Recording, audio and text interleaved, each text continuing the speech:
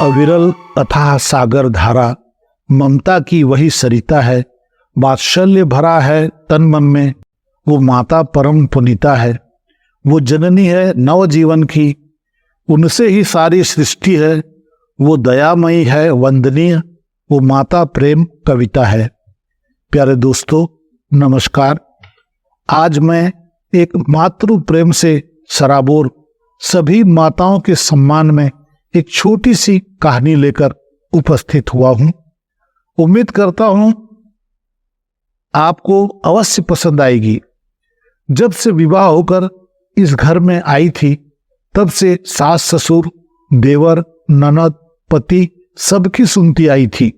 दुख तो होता था पर आज जितना नहीं, क्योंकि जिस बेटे को बहुत नाजुक से पाल पोस बढ़ाकर विवाह किया, जिससे प्यार और मान मिलता रहा था, आज उसी बेटे राहुल के भी बोल उसके दिल में सूल चुभा गए। हलवा मुंह में रखते ही राहुल उबल पड़ा। माँ, ये हलवा बनाई है? बिल्कुल टेस्ट नहीं है। आजकल आपके हाथ का खाना भी बेस्वाद हो गया है। आप रीना को ही रसोई का काम सौंप दो। निर्मला ने सपने में भी नहीं सोचा था कि विवाह के उपरांत बेटा राहुल अचानक इतना बदल जाएगा। वही सोच सोचकर आंसुओं की धारा अविरल बह रही थी। मां के प्रति राहुल के इस व्यवहार से रीना भी बेहद आहत हुई। कल तक तो घर में किसी की भी हिम्मत नहीं थी कि राहुल के सामने कोई मां को एक शब्द भी कहे, और आज राहुल खुद ही।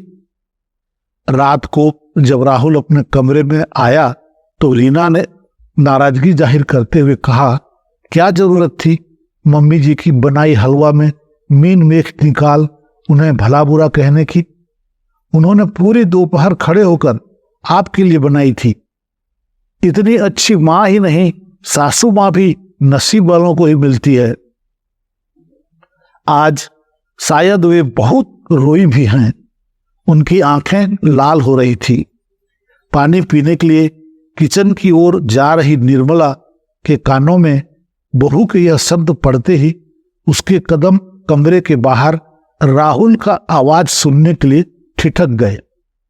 राहुल का जवाब सुन निर्मला की आंखें पुनः उसी आवेग से सजल हो उठी।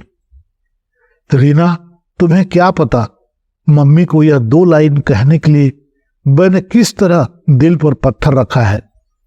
मैंने मम्मी को बचपन से सिर्फ और सिर्फ काम करते और ताने सुनते देखा है। रीना, अब मैं उन्हें इस उम्र में भी काम करते नहीं देख सकता। सीधे से मना करने से वे नहीं मानती, इसलिए मुझे उल्टी तरह से बात करनी पड़ी। अब कम से कम वह आराम करेगी और तुम्हें काम सौंपने पर उन्हें खुशी ही होगी। देखना 1-2 दिन में सब ठीक हो जाएगा।